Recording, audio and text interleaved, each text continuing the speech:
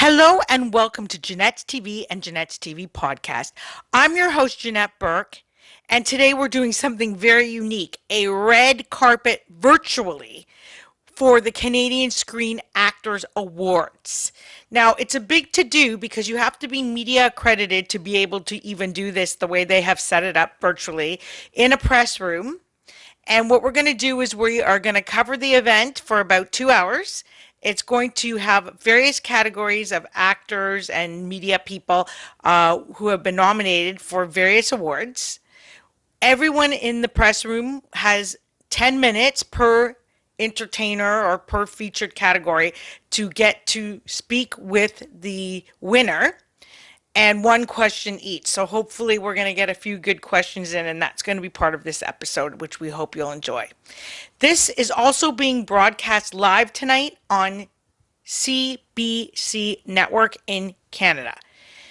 And I want to remind you that if you haven't already done so, please subscribe to our YouTube channel and you'll never miss another episode. The link is in the description box below. And if you would like to sponsor us in some way, we have a Patreon account, and no donation is too big or too small as we continue to bring you the best content possible.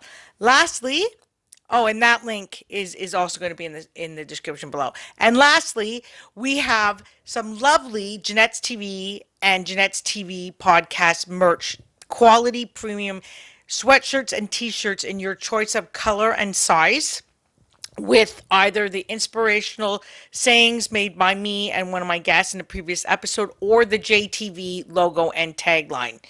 You choose what you want. We ship it conveniently straight to your front door, and all orders do include tax and shipping and handling. If you'd like to learn more, there's a link below this in the description box, and you can order whatever you like. Okay, on with the broadcast. Hey, Kayla, Kathleen, Amanda. How are you? Great. I'm Mariska Fernandez. I'm the host of the Q&A press room. So first of all, congratulations. This award honors, the media community for who is using their voice platform to call out systemic racism and discrimination. So you three have done a stellar job taking up that mantle. What does this recognition mean to you? I'll probably start with you, Amanda. Okay. Hi again, Mariska. So what does this award mean to me? Well, this award is a huge honor. At first there was a little bit of ambivalence about accepting something called the Changemaker Award because I feel like change is a huge responsibility to claim and to work towards. I think that, we've seen lots of important shifts, but at the end of the day, I recognize that the huge honor of being named, not necessarily a change maker, but being named alongside Kayla and Kathleen as being like the greatest part of this entire experience. It's been so wonderful to go through this entire moment with them and to have conversations with them about what this moment means. It's helped me to reconsider so many things about my work and about the way that I work and the way that I celebrate my work as well too. Like specifically, I think Kayla, you really have made me force me to big up myself and to affirm the journey, which I really, really appreciate. And I think just, Kathleen, I've been fangirling from forever. So any excuse to hang out with her, it's joining it. And so, yeah, I just think this has been such a huge honor being named alongside them and going through this entire moment with them. Yeah, I think both the points made by Kayla and Kathleen are perfect. And I'm going to borrow something that I said in another interview that we all did together. And it kind of builds on Kayla's point about retention. I feel like the entire culture of the industry really needs to change. This culture of grind mode, this culture of work till you drop, these crazy hours that we put on people, that culture of work affects accessibility. The fact that productions generally ask people to do 12 to 14-hour days on scripted productions, the fact that childcare is not necessarily a part of just the everyday budget of a production.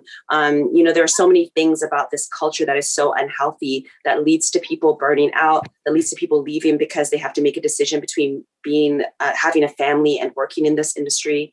And it's kind of an industry that was built as if everybody's a single white man who has like a nanny or like is not the primary caregiver, and has all of this sort of disposable income. And I think, that needs to shift if we want more people that don't fit that very small demographic to be included in this industry. It's also part of capitalism and the way that capitalism works as well too. But I think just this culture has shut so many doors as well too. So even if we change the faces in leadership, even if we hire all these new positions, if we don't change that culture, it's still not going to create enough space for enough people to be in this industry and to stay in this industry for a long time. First question is going to be from Janette Burke Productions. Go ahead, Janette.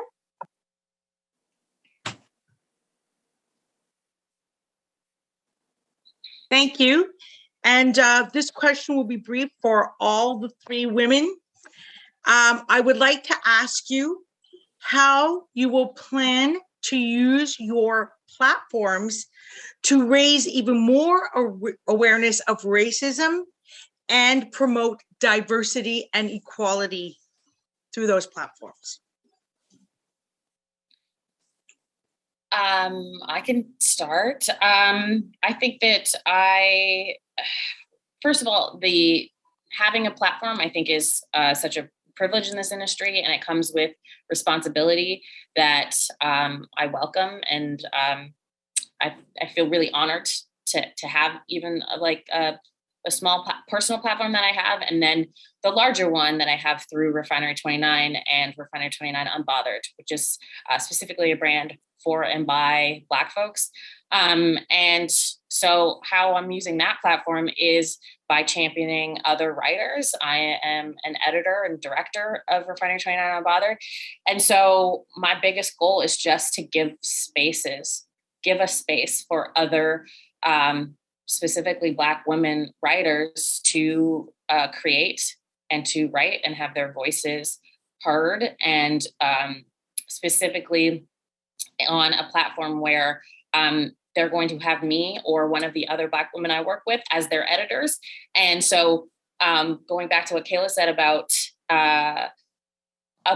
having a safe workplace and having and thinking about who your audience is, I have created a platform where we speak to other Black people, and our audience is Black folks. Mm-hmm. And in some cases, specifically Canadian Black folks. And I think that is so important, because in this industry, that hasn't been the case. I grew up not having a media industry that spoke to me in the country where I grew up in. And I think that is one of the biggest goals that I have with my platform, is to just speak to a different audience than we've usually had. And to just to kind of get out of the way and let other writers coming up and other writers who are just so brilliant and good to be able to just do their jobs freely. Yeah. Thank you very much. For me, and I know this might come off weird, but it's like twofold. The first is like, I plan to continue to affect change by continuing to show up as is. And I say this because I want, because I feel like nothing changed about how Amanda was telling stories. Nothing changed about how Kathleen was writing stories. We have been doing this for a long time in the same way. There has not been a change of inflection of her voice. I think what the difference was in a year like 2020, people, I guess, had an appetite to listen. But I don't personally think the ways in which I showed up in rooms or the ways in which I kept saying things or calling things as is particularly changed. And why I say that that's so important, that like, it feels as though us just being us seems so radical at this time. Whereas I think I want to keep doing that because I want young Black women to see us on screens and to see us in spaces just feeling comfortable in our skin, just telling the stories that we want to tell, talking the way that we want to talk, sharing the way that we want to talk. And while that might seem so little, imagine just feeling free to just do so, and I think it's beautiful that Kathleen wants to give tools for people to just do something. There's something so freeing in that, and allowing someone to feel safe enough to wear braids on air, to wear whatever she wants on air, to ask people things however they want to ask. I think that that's so freeing, and so much can come from just that. So I think it's finding comfort and just continuing to just do us. The second part, and I think for me is the most important part for this year, is doing things differently. What I'm saying when I say doing things differently is to the point of how amazing and what a privilege is to have this platform. I just don't want this platform just to be for me.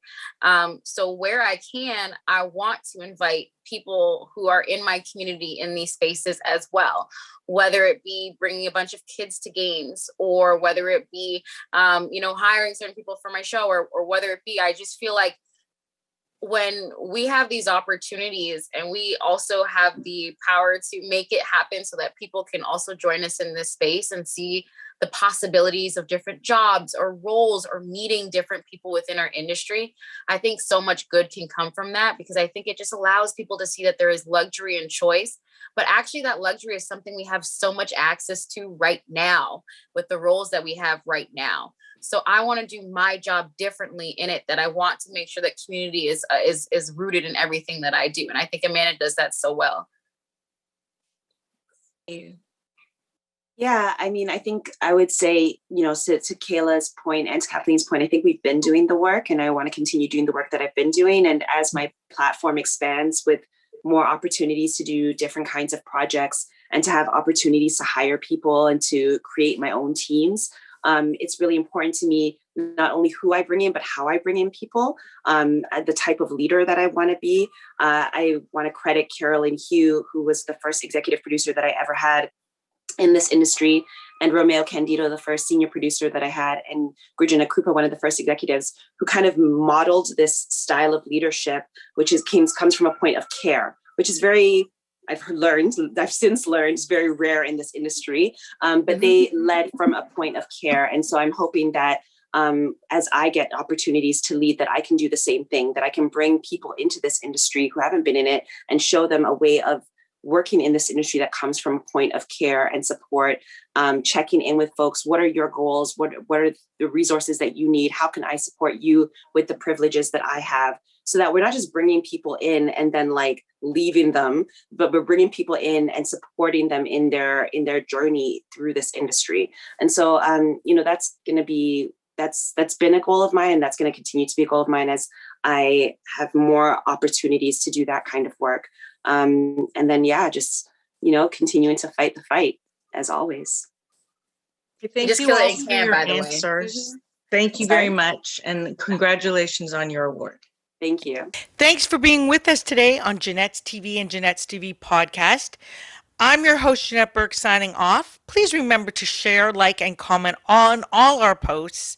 You will find us everywhere on the TV side: YouTube, Facebook, LinkedIn, Twitter, Pinterest, Vimeo, TikTok, Instagram, and the list goes on. On the podcast side, you can play and hear us on iHeartRadio, Apple, Buzzsprout, BuzzFeed, Anchor, and also that list goes on and on too. So for the complete list of where to watch and see us, hop on over to www.janetteburke.com under the Janette's TV and Janette's TV podcast section. You will see the complete list. And again, that list will be linked in the description box below. Again, thanks for spending your time with us today.